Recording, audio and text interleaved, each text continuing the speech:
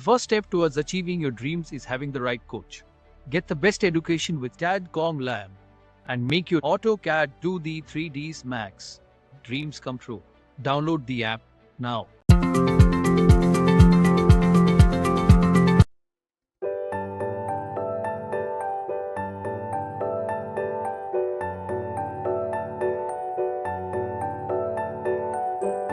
Architecture part में इसीलिए call outs को यूज़ करा गया है, डिटेल कॉल आउट को यूज़ करा जाता है ताकि आप उनको मार्क करके अलग सेपरेटली शो करा सकें सिस्टमेटिक वे। इसीलिए इनको मार्क करा गया है क्योंकि हम हर एक चीज़ को इसके बारे में, तो मैंने लास्ट टाइम बोला था कि आप लोग इसकी डिटेल्स को मेंशन करेंगे जो आपने ऑब्जेक्ट डिज़ाइन करा है अपना। कॉल आउट डिटेल्स बहुत इंपॉर्टेंट है। कभी कभी क्या होता है कि हम लोग कुछ मोल्डिंग्स वगैरह क्रिएट करते हैं फ्रंट एलिवेशंस में, सभी लोगों ने देखा होगा। अरे अब तो खैर, तो टाइप्स ऑफ बेड के नेम, जब तक आपको उनको कैटेगरी, आपने बहुत सारे बेड के ये डिज़ाइन देखे होंगे बट उनके नेम्स के बारे में बहुत रेयर केसेस में, क्योंकि अगर हम मैक्स या स्केचअप वगैरह में काम करते हैं तो लोगों को सबसे ज़्यादा प्रॉब्लम्स क्रिएट होती है। क्यों? क्योंकि उनके पास डिटेल्स होती ही नहीं है। Sorry, not 3D elevation, 3D rooms. उनके पास होती ही नहीं है डिटेल्स 2D के, जो उसके बेसिस पे चीज़ों को डिज़ाइन करेंगे। एग्जांपल, अगर मैं इस रूम की बात कर रहा हूँ, बहुत सारे लोग क्या करते हैं, डायरेक्टली 3D में काम करना स्टार्ट कर देते हैं। कहाँ पर कौन सा ऑब्जेक्ट देना है, क्या फिनिश है, वो डायरेक्टली सब कुछ 3D में मेंशन कर देते हैं without any references and the detail of the cat, किसी कोई भी ऐसी रैंडम। लेकिन अगर हमारे पास ये सारी चीज़ें पहले से अवेलेबल होंगी, लाइक हमारे पास स्पेस प्लानिंग होगी, तो 3D में आपको ईजी पड़ेगा। मतलब एक डिटेल से कई चीज़ें हो रही हैं हमारी। मेरे पास मटेरियल फिनिशेस होंगे तो सिलेक्शन, उसको जो मटेरियल्स को मेंशन हम जब करेंगे तो वो भी इजी रहेगा टास्क मेरे लिए, मुझे पता होगा मुझे क्या करना है। यहाँ पर हमने कुछ प्लांट्स वगैरह को मेंशन करा, इंडोर प्लांट्स दो, तो अगर आप यहाँ पर दोगे तभी आप उसको 3D में दे सकते हो। कहीं भी इंपॉर्टेंट, आप कहीं भी दे सकते हो। मैं सिर्फ एग्जांपल लेके चल रहा हूँ कि हमारे पास जहाँ पर स्पेस होगा हम उसको वहाँ पर मेंशन करेंगे। तो ओवरऑल जितनी भी चीज़ें हैं वो आपको इसी तरह मेंशन करनी पड़ेगी। दूसरा, फिनिश हमने जो बनाया है उसमें वॉल फिनिश आपको दिखाना पड़ेगा। और कभी कभी क्या होता है कि जो छोटे छोटे से ऑब्जेक्ट्स होते हैं ना, इनमें इनको प्लेस करने के बाद थोड़ी दिक्कत हो जाती है। तो आप एक काम करना, इनको अपने ड्राइंग से या तो वो भी हाइड कर देना, टेम्परेरी हाइड करने के बाद फिर इस पे काम करना। दूसरा ये, इसको क्लोज कर लेना किसी बॉक्स में, कि अगर आपके पास कोई अदर ड्राइंग्स होंगी ना बैकग्राउंड में तो वो दिक्कत करेगा ना सिलेक्शंस वगैरह में। इसलिए जो डेकोरेटिव वगैरह होते हैं पार्ट्स, उनको नहीं दिया जाता है। अभी हमारे पास देखो कुछ ड्राइंग्स हैं साइड में, इसलिए वो थोड़ा सा टाइम लेगा डिटेक्ट करने में एरियाज वगैरह, तो मैं उसको छोड़ रहा हूँ। कुछ नहीं करना है, सिर्फ वॉल को फिल करना है। दूसरी इंपॉर्टेंट चीज़ क्या है कि वॉल में पैटर्न फिल करने के बाद आप लोग पैटर्न फिल करिएगा, ओवरऑल डिटेल्स आपने क्या बनाया है उसकी डायमेंशन देना। ये हम पहले भी डिस्कस कर चुके हैं, क्या क्या साइजेस हैं आपके, क्या आपने लेंथ, उसकी विड्थ वगैरह मेंशन करी है, बेडरूम के साइजेस क्या आपने लिए हैं उसके बारे में बताना। ये हम पहले भी इस पे काम कर चुके हैं। हम लोगों ने इतना ज़्यादा डिटेल्स पे काम करा है, मुझे पता है कि अब ये सारी चीज़ें इतनी डिफ़िकल्ट नहीं पड़ेंगी आप लोगों को, क्योंकि हम लोगों ने बहुत डिटेल्स पे काम करा है सभी लोगों ने। क्या क्या स्पेस है हमारे पास, क्या साइज़ लिया है। अब ये साइज़ हम थोड़ी ना दे सकते हैं ऐसे, ये तो हम लोगों ने पहले भी डिसाइड करा था कि जो भी चीज़ें देनी है वो on the basis of standard देनी है। तो ये हम आर्किटेक्चर में पहले ही मेंशन कर चुके हैं। क्या वार्डरोब का साइज़ है, कितनी आप डेप्थ लेके चल रहे हो, आपने टीवी यूनिट दिया है, क्या साइज़ लिया है उसका, ओवरऑल डिटेल्स उसकी मेंशन यहाँ पर करना पड़ेगी। आप चाहो तो उसको स्पेस प्लानिंग के नाम से कहो, चाहे आप उसको जो भी कहो, डिटेल ड्राइंग के नाम से कहो, वो आपके ऊपर है। एंड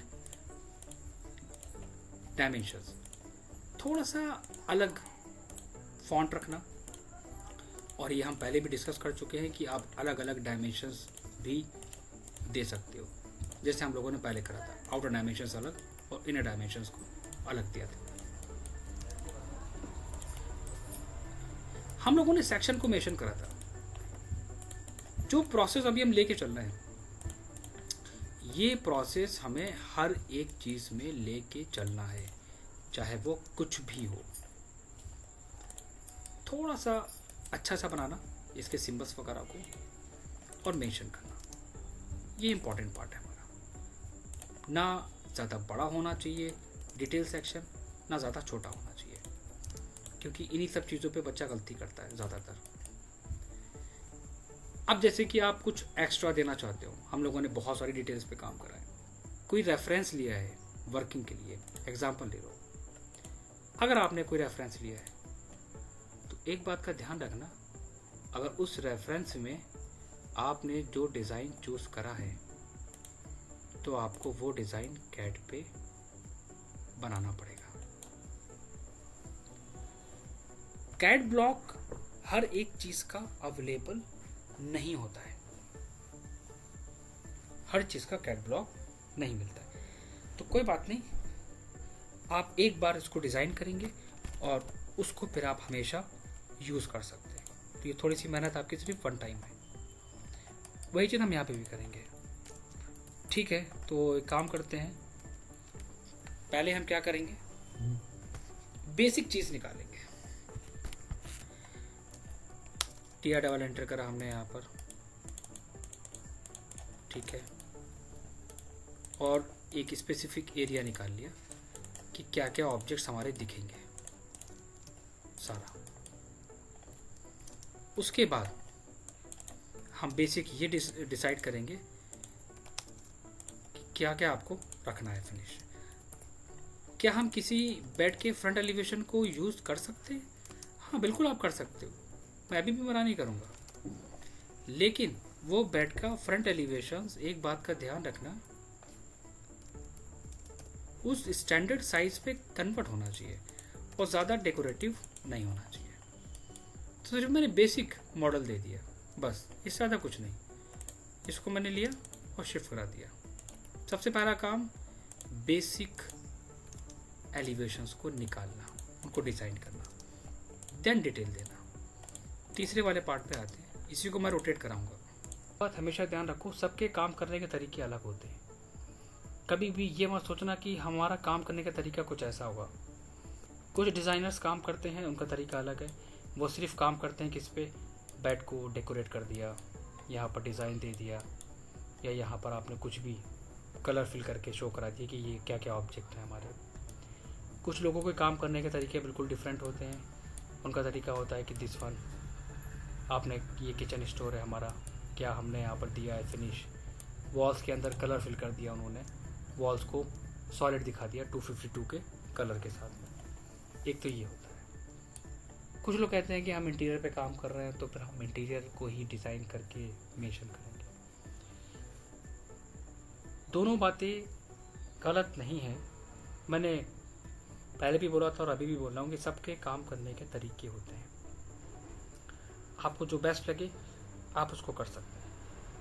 आपको अगर कलर फिल करना है आप कलर भी फिल कर सकते हैं, और अगर आपको थोड़ा सा डिटेल में काम करना है तो हम आपको बताना चाहेंगे, आप यहाँ पर ये भी कर सकते हो कि एक आप डिटेल दो और दूसरा डिटेल के साथ साथ क्या करो, जैसे कि थोड़ी सी मेहनत लगेगी बट वो ज़्यादा अच्छा रहेगा। आपने उसी को कॉपी कर लिया